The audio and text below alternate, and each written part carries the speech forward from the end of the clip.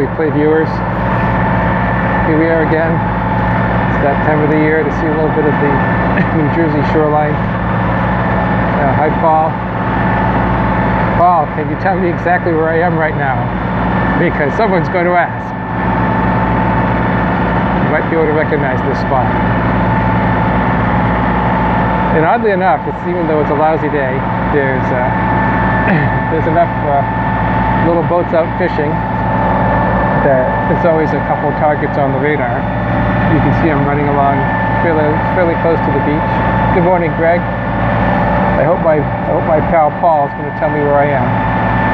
Where did I stay last night? I was behind Coney Island. Paul, you should recognize this spot. Here, I'll give you a better view.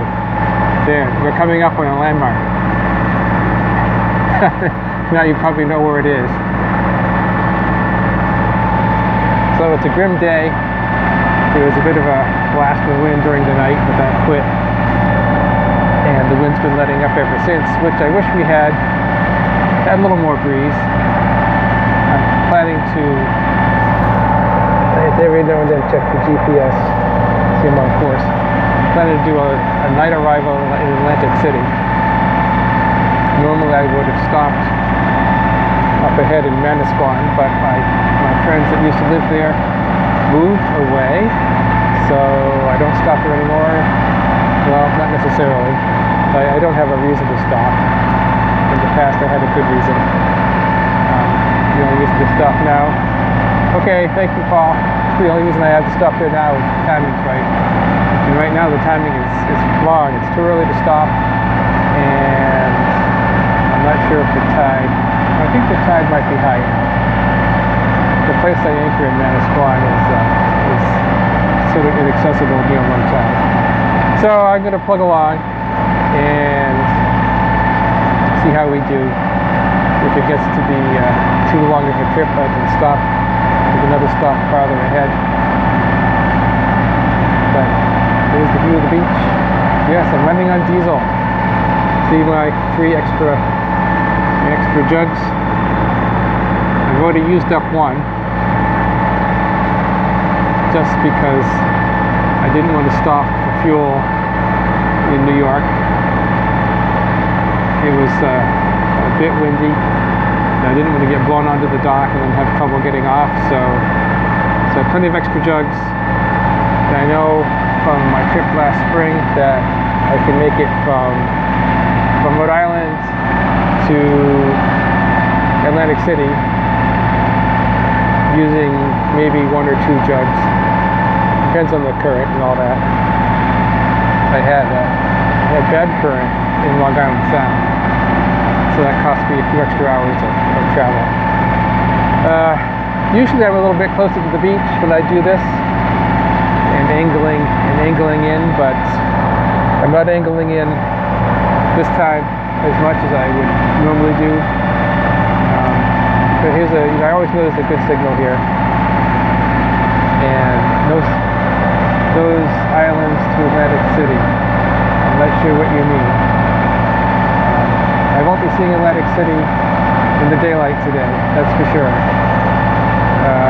I was doing 7 knots, and now I'm doing 6.3. You wouldn't think that little bit of a difference would make much difference, but it's going to add another hour to my trip. And my GPS only is plugged in to the entrance from the ocean. Yes, Paul. Rhode Island to Atlantic City, my distance. I'd have to, because I made about 4 or 5 stops, I'd have to go add it up. But several hundred miles.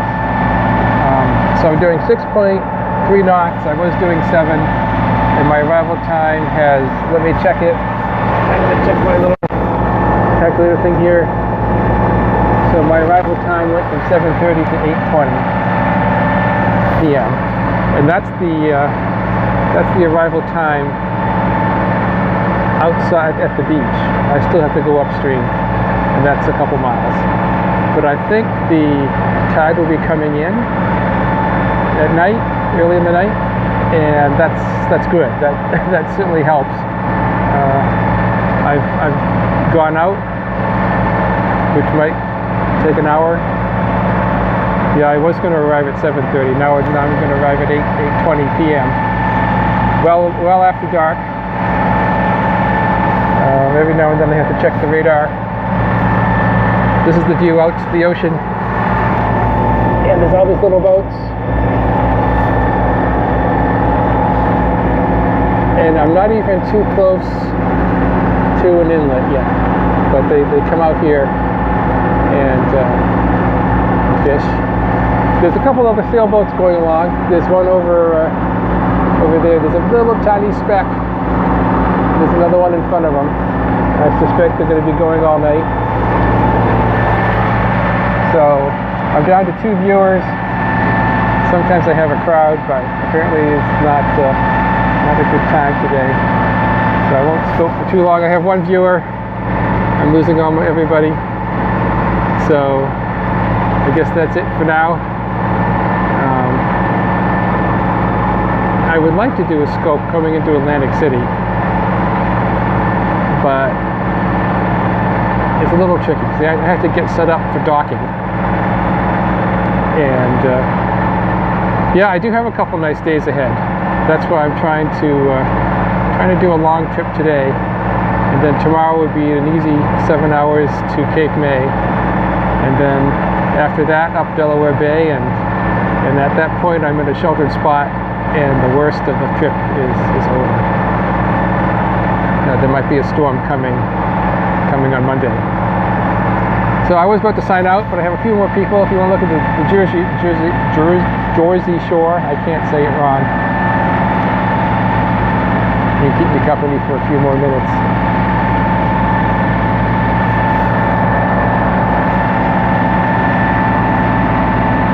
The second worst part of this whole trip is the New Jersey coast.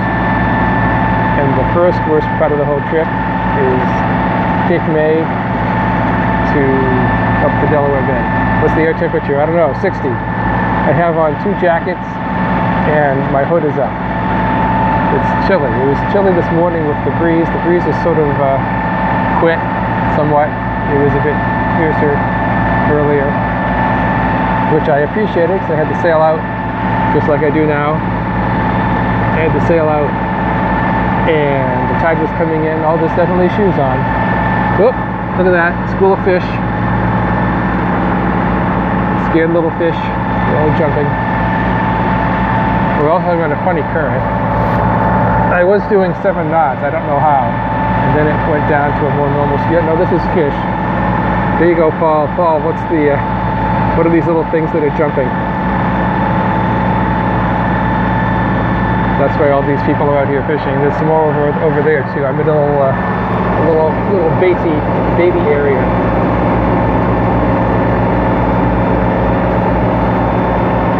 So I didn't expect this to turn into a fishing scope, but there you go. You get some fish action. So that probably means what's chasing them? There's something nearby that's scaring them, making them come up to the surface. And that's all I know about fishing. I know very little about fishing. I have caught fish, but I was very little when that was happening. All right, so much for the jumping little bait fish. There's some over here still.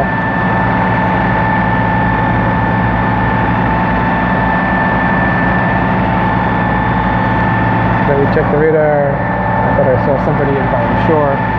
Yep, there's somebody up ahead. See, we're getting closer to these landmarks, Paul. You probably know where they are. No, I don't think there's any whales in 50 feet of water. They're a little too shallow for whales. Don't eat fish. They eat krill. But I believe the tuna. It would be nice to get back into a good current. But you can never count on that. That's always a plus when it happens. So some whales eat fish. All right, what do I know? I'm no expert. I guess killer whales eat meat.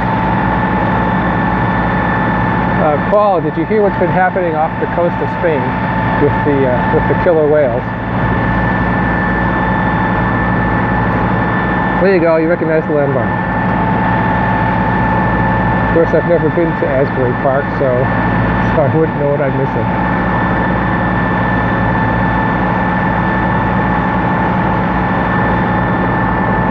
There's somebody going along looking for a better spot. Paul, the killer whales have been attacking sailboats off the coast of Spain, and they put a no, don't take your sailboat here zone in effect. The whales were for like an hour or two, they bashed into a sailboat, and one person's rudder got bitten up and half demolished, which is quite unusual. Alright, this is the end of the scope. I only have a few people here, and I'm not too near the shore. Who knows when I'll do the next one, maybe tonight. But it's awfully hard to scope going into Atlantic City. There's, when the tide's with you, there's a lot happening at once. I have to get ready for docking when I go up the river. So everybody take care. Hope you're staying warm, and we'll catch you next time.